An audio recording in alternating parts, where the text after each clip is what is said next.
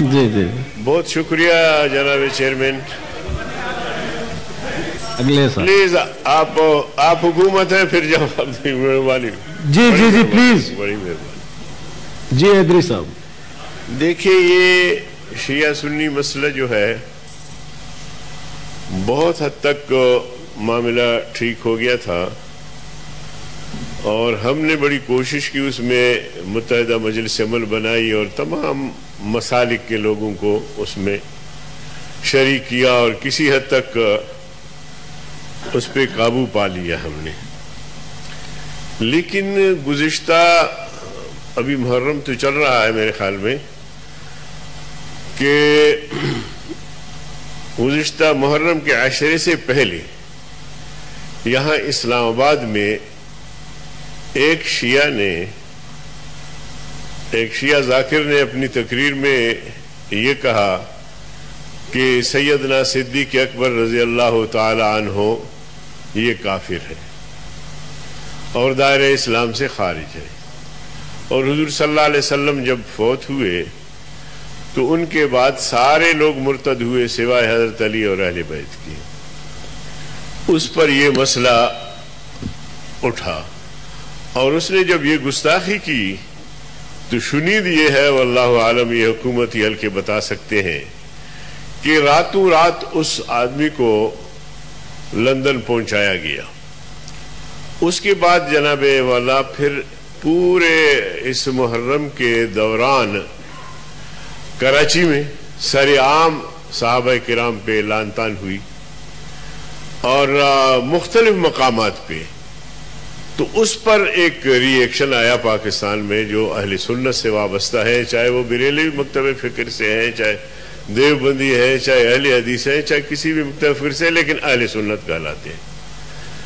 ان کا مطالبہ تھا حکومت سے کہ بھائی یہ کیا ہو رہا ہے, اسلام آباد میں حکومت کے ناک کے نیچے ایک آدمی اس طرح کی بات کرتا ہے اور اس کو بھی گرفت میں نہیں لیا جاتا. کراچی میں سر عام تبرہ کیا جاتا ہے, وہاں بھی ان کو کچھ نہیں کہا جاتا. تو اس کے رد عمل میں یہ مظاہرے شروع ہو گئے. تو عرض کرنے کا مقصد یہ ہے جناب والا کہ اہل سنت والجماعت, ایک بات میں پورے ہاؤس میں کہنا چاہتا ہوں کہ ہم سب سے پہلے ہم مسلمان ہیں. مسلمان تو ماننے والا ہے.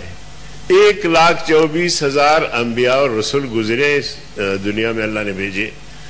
ان میں سے ہر ایک کو ماننا یہ مسلمان کا ایمان ہے. اگر 1,24,000 انبیاء اور رسول میں سے ایک کا انکار کرے گا وہ کافر ہے ہمارے عقیدے کے مطابق. عیسیٰ علیہ السلام, حضرت عیسیٰ علیہ السلام کو مانتے ہیں, باقی انبیاء کو مانے نہ مانے وہ پابند نہیں. موسیٰ علیہ السلام کو یہودی مانتے ہیں لیکن باقی انبیاء کو مانے نہ مانے وہ پابند, اپنے آپ کو پابند نہیں سمجھتے. لیکن ہم تو تمام انبیاء کو ماننے والے ہیں.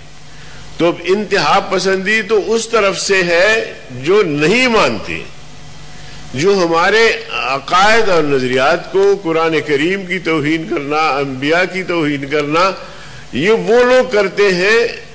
ہم تو ماننے والے ہیں, تو لہٰذا ہماری طرف سے انتہائی پسندی نہیں ہے, یہ ان کی طرف سے آتے ہیں. پھر حضور اقدس صلی اللہ علیہ وسلم اور صحابہ کرام پہ 1,24,000 سے زیادہ صحابہ کرام جو حضور صلی اللہ علیہ وسلم کے دور میں ان سے بیعت ہوئے, ان کو زیارت ہوئی, وہ صحابی بنے.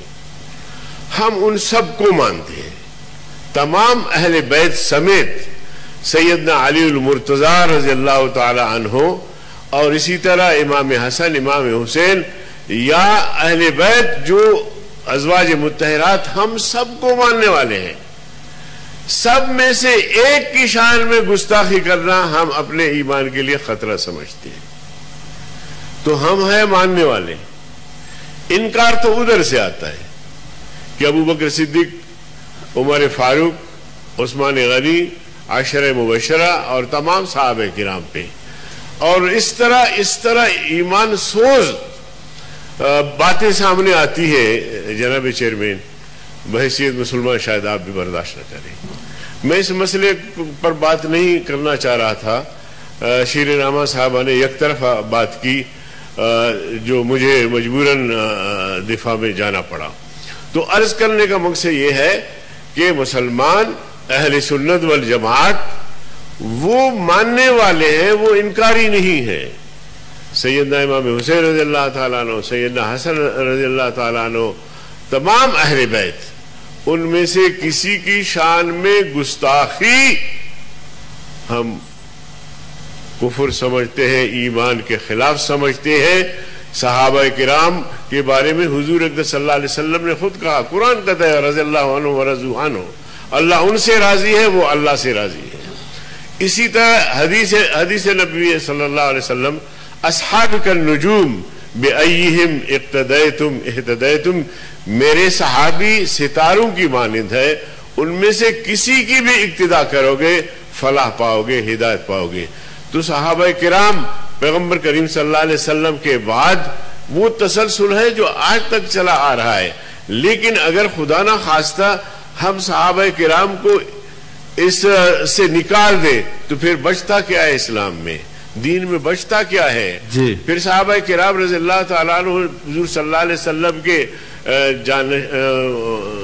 ساتھی تھے، اور حضور صلی اللہ علیہ وسلم کے زمانے میں جب حضور صلی اللہ علیہ وسلم بیمار ہوئے تو صدیق اکبر رضی اللہ تعالیٰ عنہ کو مسلح پہ بٹھایا، ان کو آگے کیا۔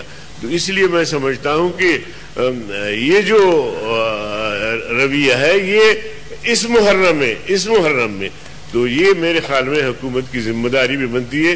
کل شیخ رشید صاحب کہہ رہے تھے کہ جناب والا یہ ہندوستان نے کوشش کی ہے یہاں فرقہ وارانہ فسادات بھڑکانے کے لیے، تو فرقہ وارانہ فسادات بالکل بھی نہیں ہونی چاہیے، اور ہم جیسے لوگ، لیکن یہ ہمارے ایمانیات میں سے ہے، اس لیے میں نے کہا کہ اس ہاؤس کو بتا بھی دوں اور صحیح صورتحال جو ہے وہ آپ کے سامنے رکھوں، اس لیے میں نے یہ گزارشات آپ کے سامنے رکھی ہے۔ مولانا صاحب